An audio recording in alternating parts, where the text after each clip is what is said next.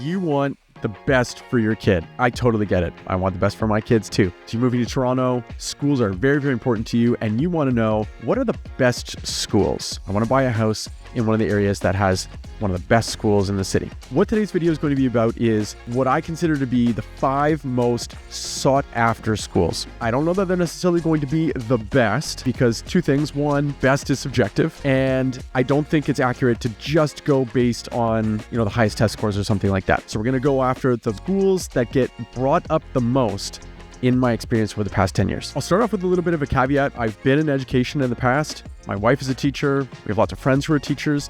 And we also have friends who live in some of these pockets that I'm going to name, who had children go to these schools and say to me, I don't know what it was all cracked up to be. It's a fine school, but I don't know that it was worth the extra money to kind of move into that neighborhood. So I'm not necessarily saying you have to or should move into these areas, because thankfully, I think in the city, there are a lot of really great schools. So bear that in mind. Okay, there are, in my opinion, 2 schools that are named the absolute most when I'm working with people who are looking to move into certain school zones. So we'll start off with one of those 2. It's Allenby. Where you'll find Allenby School is in the Allenby neighborhood, although it does serve chunks of a couple of other neighborhoods as well. It's a relatively affluent neighborhood, and if you look here, this is the catchment area. It's kind of bordered by Yonge on the east, Eglinton along the south. Just west of Castlewood would kind of be the largest kind of north-south street, and then it kind of skirts up and around across Lytton Boulevard until it gets to Avenue, and then kind of steps a little bit down and kind of goes around Lytton Park itself. That red dot is where the Allenby School is. Like I said, it's a relatively affluent area, serves a little bit of Lytton Park, but for the most part, it's kind of the Allenby and sort of Yonge and Eglinton areas is the vast majority of the neighborhoods that it serves. It is a JK to 6 school. It has French immersion starting at JK, which is a very early age to start French. Not every school does. Some start at grade 4, some start at SK. So that's one of the reasons why Allenby is so sought after, is that they can have their kids start French at a very early age. So it's Fraser Institute rating. You would have heard me talk about the Fraser Institute on previous videos.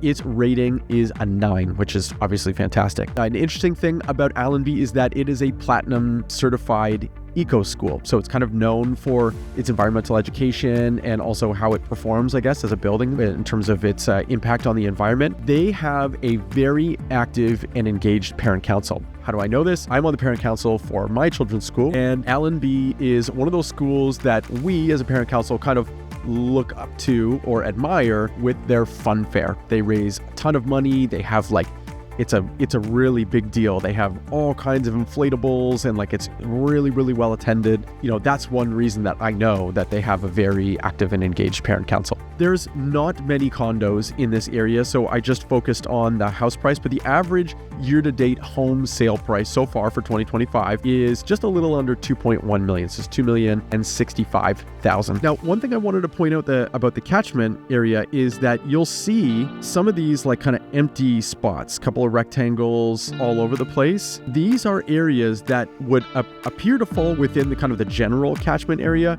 but are exempted from anybody living in those little pockets from having their kids go to those schools. Reason being is that they are new developments. So it might be a new condo, it might be a new group of townhouses, something like that.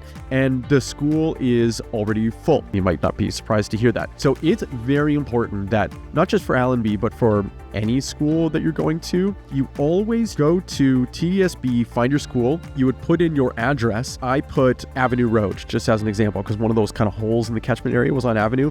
And I want to show you that if you scroll down to where the addresses start with Allenby, so it's about 1024 on Avenue Road. You can see, so right here, 1024 is where they start to attend Allenby. But then you get right here to this pocket. It's about a group of 7 houses, still on the even side of the street. Okay. But you'll notice that they don't go to Allenby, they go to North Prep. So then it continues on with the evens right here at 1048 all the way up to almost 1200, and they go back to Allenby again, and still Allenby, and still Allenby, and then you hit this other little new pocket where it goes to North Prep, and then continues with Allenby and continues with Allenby. So just be really mindful that if you're looking at the map, it's not an automatic guarantee. You want to put in the address and make sure that your kids can go to that school if you're living in that area. All right, the next school on the list is actually very, very close to Allenby, and it's called John Ross Robertson. A lot of people refer to it as JRR. It serves the predominantly Lytton Park neighborhood, but a little bit of like kind of the south part of Lawrence Park as well. If you're looking at this map, it's kind of bordered by Yonge to the east and Lawrence to the north. And then I don't know if there's kind of any one major kind of road on the west side, but you can see how it kind of like bounces out a little bit, and then not necessarily quite a straight cut across, but just right below Strathallan, and then kind of steps down as you get closer to Yonge and Eglinton. So it just cuts across just north of like about Briar Hill. No kind of like random pockets in here, just because there hasn't been as much kind of new development in this pocket as there has been for Allenby, as an example. So this school is also JK to 6. It has French immersion starting at grade 4. So it's going to give you a little bit of an indication about what I was talking about with Allenby, how French immersion can start kind of at different grades depending on the school. The Fraser Institute rating for this school is a 9.3, obviously very outstanding. And an interesting factoid about the parent community of this particular kind of catchment area is that almost 90% of the students who go to this school have parents who attended university. So you've got this maybe feedback loop about parents who've attended, post-secondary education, higher level of education, importance of education, and so there's going to be probably certain supports at home, or potentially the affluence to get kids support outside of school hours, Kumon or scholars, or some, one of those kind of like tutoring programs. And then so the kids perform academically really well, and then you see these great EQAO scores, and then people want to continue to kind of move to the area because it's always performing at a high level. This is, as I've mentioned, a fairly affluent area, and the average home price is much higher. The average year-to-date sale price for 2025 so far is almost $2.9 million. Okay, the next school on the list is called Maurice Cody. It's in the Davisville neighborhood. Again, it's a relatively affluent area, probably noticing a little bit of a pattern. We live pretty close to this area. Our kids don't go to this school, but we live in a very kind of like nearby neighborhood, so I know it very well. The thing that I really like about if you were to move to that area is that, of course, the school is great. You'll have great neighbors. It's a tight-knit community and everything like that, but it's also very walkable.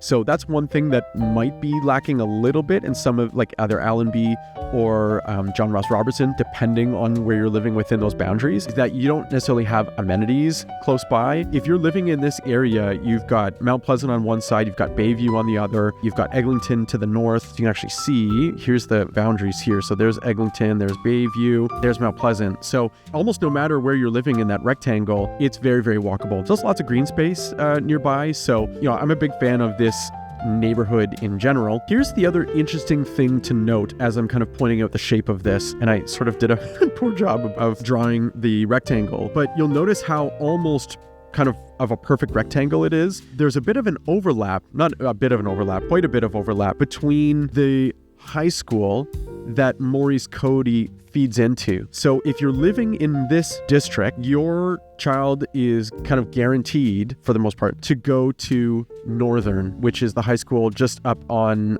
Mount Pleasant, kind of near Yonge and Eglinton. It's also a very good school. If you buy in this neighborhood, your child is, for lack of a better word, guaranteed to have kind of continuation from one school to the next that is nearby. That's not necessarily the case. Like if you're living in Allenby or John Ross Robertson or somewhere else, depending on where you're living in those pockets, your kid might go to one high school or a different high school. This one, no matter what, you're going to Northern, and Northern is a good school. So this is an area where you could move to and you could stay for an extended period of time if you have an interest in having school be very accessible for your kid.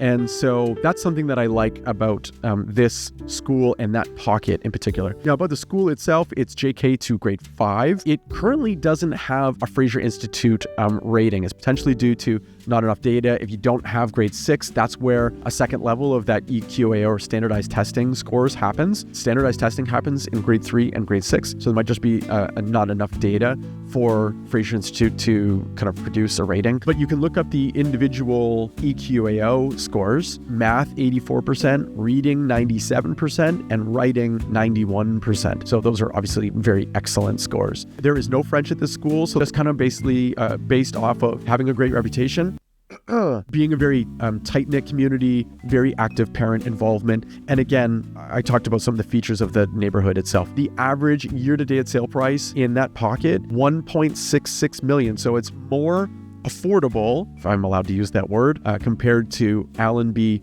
and John Ross Robertson so far. Okay, fourth school on our list of 5. If you remember at the beginning of the video, I said there are 2 schools that I get the most often. This is the one that I get a lot and probably the most in terms of people saying, what can you tell me about this school? So it's Jackman. Jackman is in, for the most part, Plater Estates. So if you're looking at this map here, you can see right there, it says in the middle, Plater Estates. Does serve a little kind of snippet of Riverdale as well, but for the most part, it's Plater Estates. This is, again, a pretty affluent neighborhood. It is bordered by Pape to the east, Danforth to the south, the Don Valley or the DVP on the west side, and then kind of cutting across just a little bit south of Mortimer. That would kind of be the somewhat major kind of road that's running east-west across the top, but it's just a little bit south of that. It is a JK to 6 school. They do have French immersion. It starts at SK, so senior kindergarten, and they're another school like Allenby that has a platinum status as having eco school certification, so that's another draw. Now here's the interesting thing about Jackman, because I would say by far and away this is the school that I kind of hear about the most, that people are really seeking out if they're looking to live on the east side of the city. When you look at its Fraser Institute ranking, it's a 7.9. It's not crazy high like the other ones that we've been talking about so far have been in the 9s and up in that like very, very top ranking. Jackman is not up in that kind of upper echelon as far as, you know, standardized test scores and that kind of stuff. So